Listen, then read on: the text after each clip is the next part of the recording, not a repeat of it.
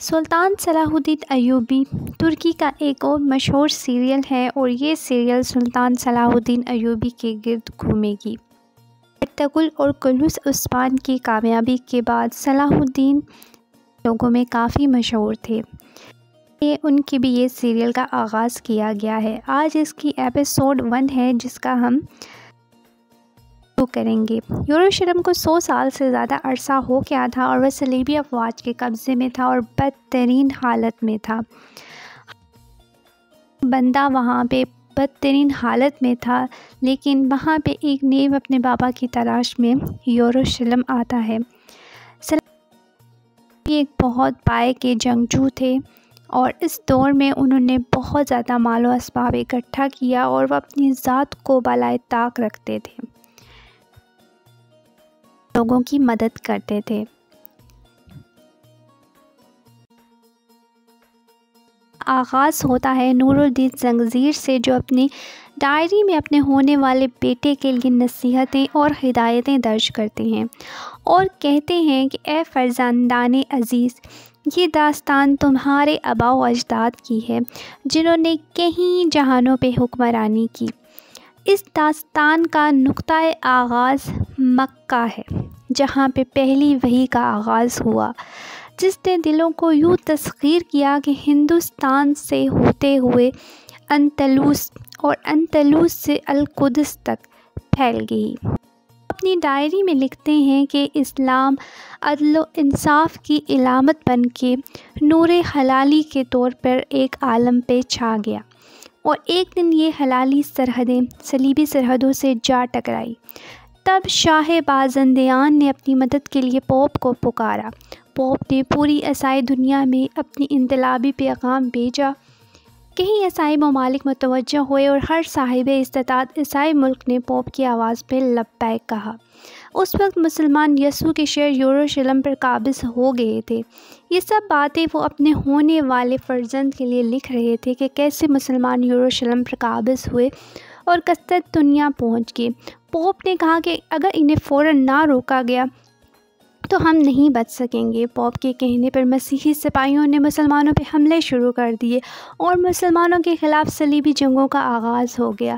صلیبیوں نے انطولیہ سمیت کئی مسلم علاقوں میں خون کے آغوش بچھا دیے۔ انہوں نے عورتوں اور بچوں کو بھی نہیں بخشا، مساجد اور قرآن پاک جلا دیے۔ ایسے ہی وہ ارض مقدس یعنی یروشلم تک پہنچ گئے۔ یہ مسلمانوں کے لیے امن و امان کی جگہ تھی، انہوں نے اس کو بھی ظلم سے بھر دیا۔ یروشلم ایک شہر نہیں بلکہ مسلمانوں کا سب کچھ ہے۔ یہ باتیں نور الدین اپنے اس بچے کے لیے لکھ رہے تھے جو کہ پیدا ہونے والا تھا۔ ان کی بیوی امید سے تھی، اور ساتھ ہی اس ایپیسوڈ میں ان کے دوست ایوب محی الدین بھی آتے ہیں، جو کہ اپنے خاندان کے ساتھ امیر بیروس سے بچ کر نور الدین اورنگ زنگزیر کے پاس پناہ لینے کے لیے آ رہے ہوتے ہیں۔ ان کی بھی بیوی امید سے ہوتی ہیں۔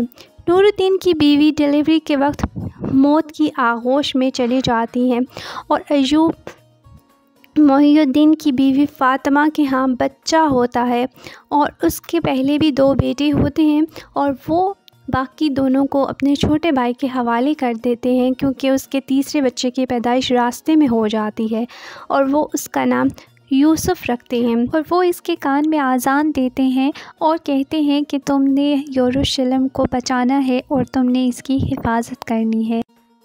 ان کی بیگم فاطمہ کہتی ہیں کہ میں نے خواب میں دیکھا ہے کہ اللہ تعالیٰ نے یوسف کے لیے مجھے کہا ہے کہ کوئی خوشخبری لے کر آیا ہے۔ وہ یہ باتیں اپنے خاوند ایوب محی الدین کو بتاتے ہیں۔ نور الدین بہت اداس ہوتے ہیں کہ ان کی بیوی اور بچہ وفات پا چکے ہیں، تو ان کے کارگر دوست انہیں تسلی دیتے ہیں۔ اسی اثناء میں ان کے پاس وہ ایوب محی الدین کے بھائی آ جاتے ہیں ان بچوں کے ساتھ جو ان کے پناہ کے لیے آئے تھے، اور وہ ان کو بتاتے ہیں کہ ہم جو ہے وہ آپ کی پناہ کے لیے آئے ہیں۔ اور دوسری طرف جو ایوب ہیں ان کو امیر بیروس پکڑ لیتے ہیں اور ان کی بیوی کو بھی پکڑ لیتے ہیں، لیکن نور الدین وہاں پہ پہنچ جاتے ہیں اور نور الدین ان کو جو ہے وہ بچا لیتے ہیں، اور اسی دوران میں وہ امیر اس کو مار دیتے ہیں۔ جب وہ دیکھتے ہیں کہ ان کے ہاں جو ان کا دوست ہے ایوب، ان کے ہاں بھی اولاد ہوئی ہے، تو وہ کے دل میں بھی امید جاگتی ہے اور وہ اس کو ایوب محی الدین سے مانگ لیتے ہیں۔ یہاں ابھی ڈرامے کی شروعات ہوگی، اگلی ایپیسوڈ میں ہم دیکھیں گے کہ انہوں نے کیا جواب دیا۔ تب تک اگر آپ کو ویڈیو اچھی لگی ہے تو چینل کو آپ نے ضرور لائک کرنا ہے تاکہ میں اگلی ایپیسوڈ کا ریویو دے سکوں۔ یہ ایپیسوڈ 1 تھی، امید ہے کہ آپ کو اچھی لگی ہوگی۔ اگر آپ نے اسی طرح کی اور ویڈیو دیکھنی ہے تو please subscribe my channel. Thank you.